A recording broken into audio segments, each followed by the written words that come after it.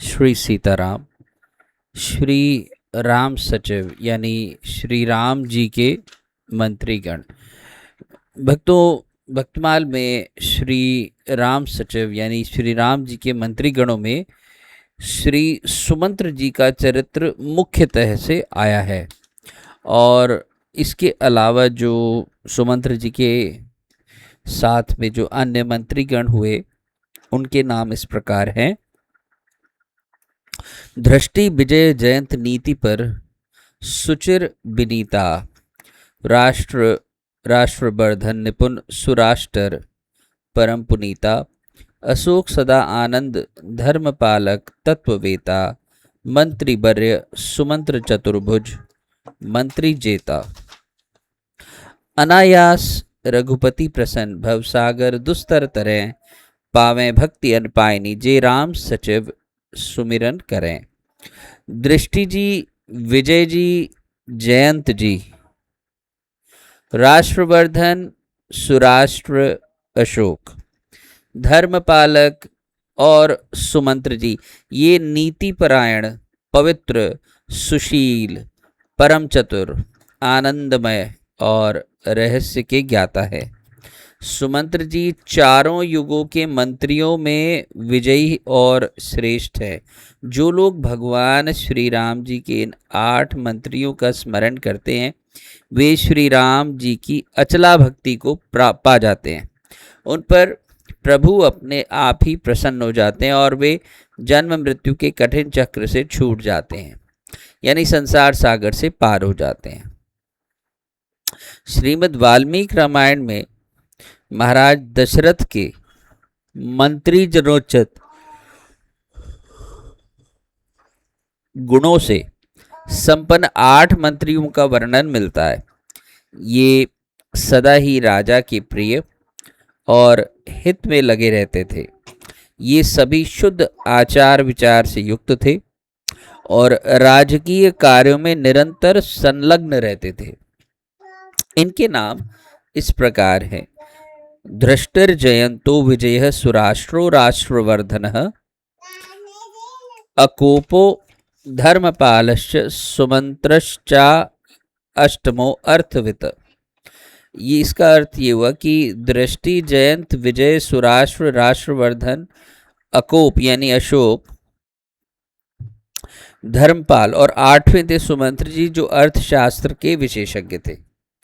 अब कालांतर में महाराज दशरथ जी के दिवंगत हो जाने के बाद जबकि श्री रामचंद्र जी वनवास में थे और भरत जी नंदीग्राम में निवास कर रहे थे, इन मंत्रियों ने ही अयोध्या की संपूर्ण व्यवस्था को सुचारू रूप से संभाले रखा था और भगवान श्री राम जी के आने पर पुनः अपने अपने पदों पर ये नियुक्त हो गए थे। ये सभी उत्तम व्रत का पालन करते थे और राजा के हितैषी थे। ये नीति रूपी नेत्रों से देखते हुए सदा ही सजग रहते थे। अपने गुणों के कारण ये सभी मंत्री गुरुतुल्य और सम आदरणीय थे। सबसे महत्वपूर्ण बात ये थी कि भगवान श्री राम के प्रति इनका अनन्य प्रेम था। इनमें जो सुमंत्र जी थे ये दशरथ जी के बाल सखा थे, तो इसलिए श्री राम जी विशेष रूप से इनको पिता की ही भांति आदर देते थे। यहाँ संक्षेप में श्री सुमंत्र जी का चरित्र दिया जा रहा है। सुमंत्र जी तो सोई जीवन सोई जन्म सोई तन सफल सनाथ, अपनों कही जानत जिनहि सत्कारत रघुनाथ। सुमंत्र जी का जो जन्म हुआ वो सूत कुल में हुआ था, लेकिन अपनी योग्यता, कर्तव्य परायणता और राज्य के प्रति निष्ठा ये सब इन्होंने अयोध्या के चक्रवर्ती सम्राट के महामंत्री होने का इन्होंने गौरव प्राप्त किया। यानी कि इन्होंने अपनी योग्यता से, कर्तव्य परायणता से और राज्य के प्रति निष्ठा से जो है महामंत्री होने का गौरव प्राप्त किया। अयोध्या सम्राट महाराज दशरथ के बाल मित्र थे, ये सखा भी थे और महाराज के निजी सारथी भी थे। इनकी सम्मति से ही महाराज राज्य के सभी कार्य करते थे और सभी राज्य सेवकों के ये अध्यक्ष भी थे। यात्रा हो, चाहे विवाह हो, राज्याभिषेक हो इत्यादि जितने भी बृहत कर्म अयोध्या में होते थे उनकी पूरी व्यवस्था सुमंत्र जी ही करते थे। श्री रामचंद्र जी पिता के इन सखा और मंत्री को पिता के समान ही आदर देते थे। महारानियां भी सुमंत्र जी का सम्मान करती थी, परंतु इन सबसे बढ़कर उनके चरित्र का जो अत्यंत उज्जवल पक्ष है वह है उनका श्री राम प्रेम। गुरु वशिष्ठ जी से आज्ञा लेकर महाराज दशरथ ने सुमंत्र से सम्मति ली और श्री राम जी को दूसरे ही दिन युवराज पद पर उनको बिठाना निश्चित हो गया था। अब सुमंत्र उस महोत्सव का प्रबंध करने में लग गए थे, किंतु दूसरे दिन प्रातःकाल महाराज बहुत देर तक राजभवन से नहीं निकले। सुमंत्र ही अंतःपुर में जाकर महाराज जी को जगा सकते थे। सुमंत्र भीतर गए। उन्होंने कोप भवन में मूर्छित भूमि पर पड़े हुए महाराज दशरथ को देखा और पास बैठी रोष की मूर्ति कैकेयी को देखा। यहीं से उनकी व्यथा के अपार समुद्र, उनकी जो व्यथा थी उसका अपार समुद्र का प्रारंभ हो गया। कैकेयी के कहने से वे श्री राम जी को वहां बुला लाए। कैकेयी के मुख से उन्होंने श्री राम जी को वनवास देने की बात सुनी और एक शब्द तक व्यथा के मारे उनके मुख से नहीं निकल सका। श्री राम भाई लक्ष्मण और जानकी जी के साथ वे वन को चले। महाराज की आज्ञा से सुमंत्र उन्हें रथ पर उन्हें बिठाया। श्रृंगवेरपुर तक रथ को ले गए।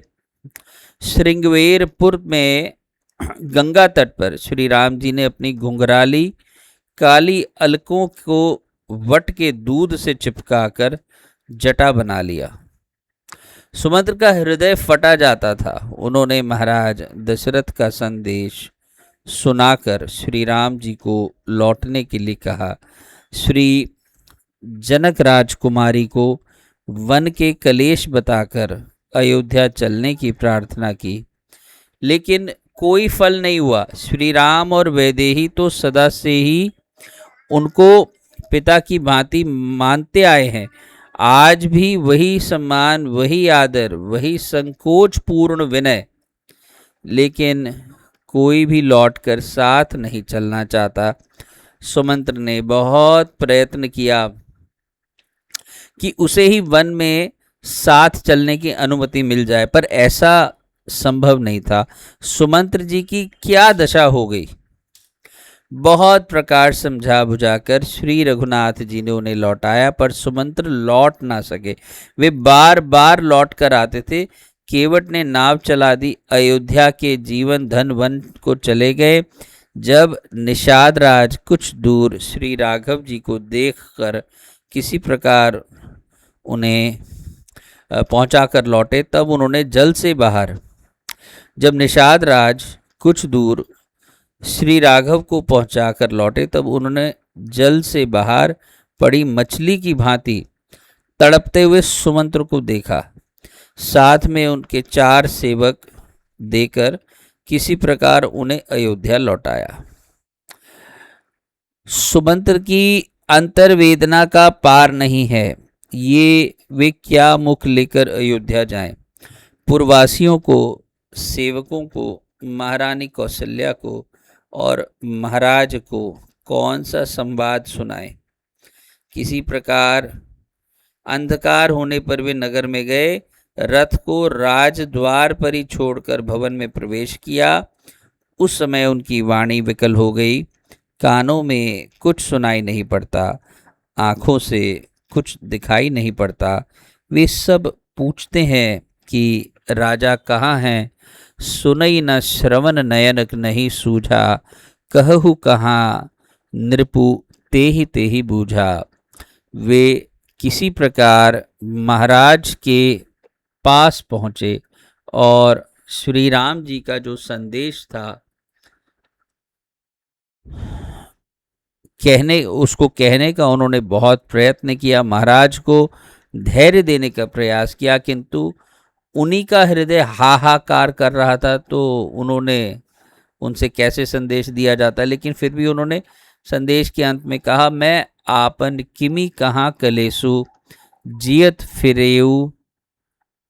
फिरेऊ ले राम संदेशु। महाराज दशरथ ने शरीर त्याग दिया, अयोध्या अनाथ हो गई। सुमंत्र धैर्य धारण न करें तो उनके हृदय धन श्री राम साम्राज्य व्यवस्थित उनके हृदय धन श्री राम जी का साम्राज्य व्यवस्थित कैसे रहे। ननिहाल से भरत जी लौटे और पिता की अंत्येष्टि करके वे निष्पाप चित्रकूट पहुँचे बड़े भाई को मनाने। वहाँ से वे श्री राम जी की चरण पादुका को ले आए। सिंहासन पर वे पादुकाएं प्रतिष्ठित हुई। सुमंत्र ने धैर्यपूर्वक व्यवस्था संभाल ली और वे 14 वर्ष उसे संभाले रहे। अंत में अयोध्या के स्वामी जब अयोध्या लौटे, श्री राम ने सुमंत्र को सदा पिता की ही भांति आदर दिया और सुमंत्र राम राज्य में भी उस साम्राज्य के महामंत्री पद पर प्रतिष्ठित रहे। भक्तों, जब दशरथ जी की जो दशा थी वो ऐसी ही थी, राम जी के बिना जैसे कि जल के बिना मछली। और यही दशा कुछ सुमंत्र जी की भी निषाद राज ने देखी। सुमंत्र जी खुद अयोध्या नहीं लौटे, 4 सेवक निषाद राज ने भेजे। जल के बाहर वो ऐसे तड़प रहे थे जैसे कि जल के बिना मछली। इससे पता चलता है कि जैसा प्रेम दशरथ जी का राम जी के प्रति था, ऐसे ही सुमंत्र जी का भी श्री राम जी के प्रति था। इसी के साथ वाणी को विश्राम दूंगा। श्री राम जी के सचिव यानी श्री राम जी के मंत्रीगणों में, हालांकि 8 मंत्रीगण हैं, उनमें से सिर्फ सुमंत्र जी का चरित्र यहाँ पर इस स्थान में अभी भक्तमाल में संक्षेप में कहा गया है, जो कि हमने कहा अगले भाग में हम श्री राम जी के सहचर वर्गों की बात करेंगे, जिसमें कि सुग्रीव, अंगद आदि का वर्णन आएगा। तो ये एक नई श्रृंखला हम शुरू करेंगे, श्री राम जी के सहचर वर्ग। तब तक के लिए वाणी को विश्राम दूंगा। जय जय श्री सीताराम, जय जय श्री सीताराम।